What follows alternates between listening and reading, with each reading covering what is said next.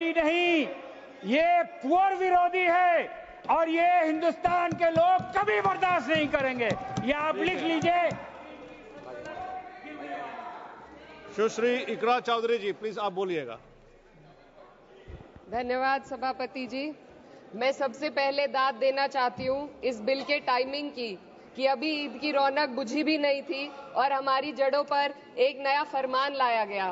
पहले उत्तर प्रदेश में मुसलमानों को नमाज पढ़ने पर रोक लगाई और फिर सौगात में ये बिल लाया गया। निसार में तेरी गलियों पे है वतन, जहाँ चली है रिवाजो गैर कि कोई ना सर उठाकर चल सके। मैं सभापति जी आपको ये बताना चाहती हूँ कि ईद के मौके पर एक विधवा महिला अपनी लड़की के साथ मेरे पास आई और उसने बताया कि वह एक वक्फ की प्रॉपर्टी में रहती है, वही उसके सर पर छत का काम भी करती है और उसकी रोजी रोटी भी वहीं से आती है। वो इस बिल को लेकर इतनी फिक्रमंद थी कि कहीं उससे वो उसकी संपत्ति ना छीन ली जाए। वो अकेली एक ऐसी महिला नहीं है, ऐसे लाखों लोग हैं जो वक्फ की गरीब महिलाएं जो वक्फ की संपत्ति से अपना रोजगार चला रहे हैं। और ये जो वक्फ बाय यूजर क्लॉज के हटाने से लाखों वक्फ की जायदाद अपना स्टेटस खो देंगी और लाखों लोग इसी तरीके के लोग सड़कों पर आ जाएंगे।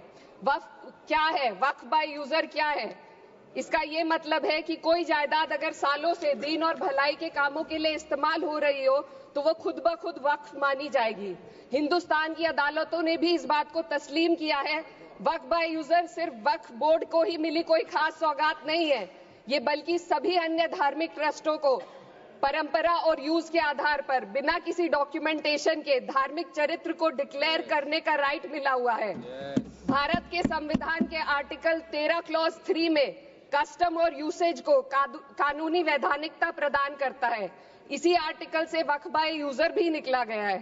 इस बिल के कानून बनने पर वक्फ बोर्ड तो इस प्रोविजन से हाथ धो बैठेगा, लेकिन अन्य धार्मिक ट्रस्टों को यह सुविधा जारी रहेगी। इससे भारतीय संविधान के आर्टिकल 14 और 15 का सीधा उल्लंघन है, जो धर्म और जाति के आधार पर भेदभाव और कानून के सामने सभी की बराबरी पर जोर देता है। मैं इसके साथ ये भी कहना चाहती हूँ कि सत्ता के लोग जो एक दूसरे की पीठ थपथपा रहे हैं कि वक्फ बाय यूजर का जो अमेंडमेंट इन्होंने दिया उसको एक्सेप्ट कर लिया गया है, लेकिन इनकी शरारत यह है कि उसके साथ ही एक ऐसा प्रोवाइजो इसमें शामिल किया गया जिसके आधार पर यह कहा गया है कि अगर कोई भी वक्फ की संपत्ति विवादित हो तो वो अपना वक्फ स्टेटस खो देगी। तो जो अमेंडमेंट इन्होंने दिया है जिसको एक्सेप्ट कर लिया गया है उसका कोई मतलब नहीं है, ये इनकी नीयत है जो साफ जाहिर हो रही है। सोने पर सुहागा एक काम और किया है, सरकार ने वक्फ की कानून के सेक्शन 107 को हटाकर लिमिटेशन एक्ट में 12 साल तक ही किसी के खिलाफ अदालत में जाने का प्रोविजन है।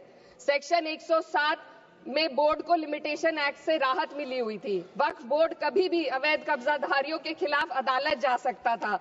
अगर ये सेक्शन ना हो तो अवैध कब्जा करने वाले लोग कानूनी प्रक्रिया का फायदा उठाकर वक्फ की प्रॉपर्टी को हड़प सकते हैं। अन्य धार्मिक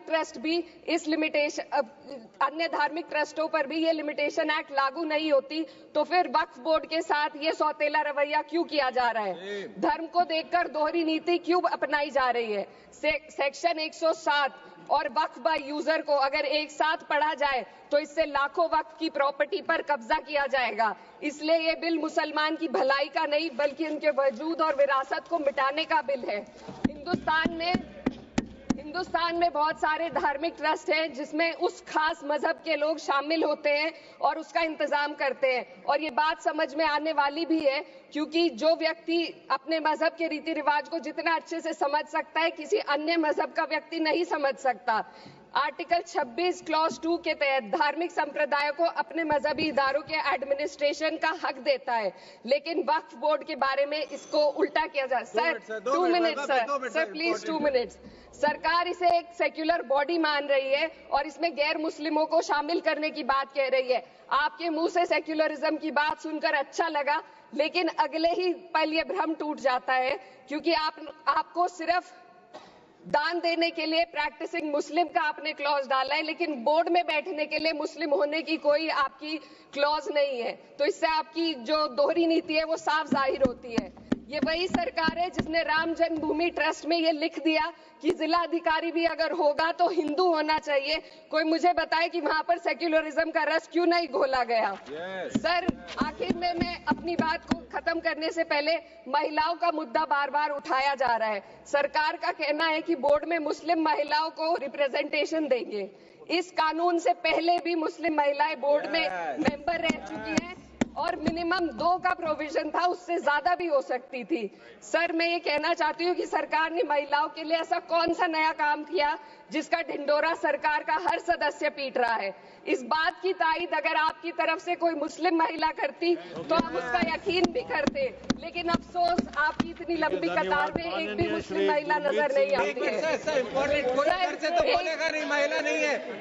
सर, मैं खुद एक मुस्लिम महिला हूँ, मैं सिर्फ एक मैं माइनॉरिटी महिला हूँ। इस सदन में हम सिर्फ 2 महिलाएं हैं और उस नाते से मैं ये बात कहना चाहती हूँ कि इस बिल के माध्यम से मुस्लिम महिलाओं को कुछ नहीं मिल रहा है। ये हमें कुछ नहीं देना चाहते, सिर्फ टोकनिज्म हमारे नाम पर बनाकर एक नैरेटिव मीडिया में चलाना चाहते हैं। तो ये बिल मुसलमान की भलाई का नहीं, उनकी पहचान को मिटाने का है। सर, अंत में मैं बस यही कहना चाहती हूँ कि कागजों की कैद में बस नाम रह जाएंगे, वो जो हमारे थे सिर्फ दावे में रह जाएंगे। इस बिल के द्वारा मीठी ईद के जायके को कड़वा करना, यही असली सौगाते मोदी था। बहुत बहुत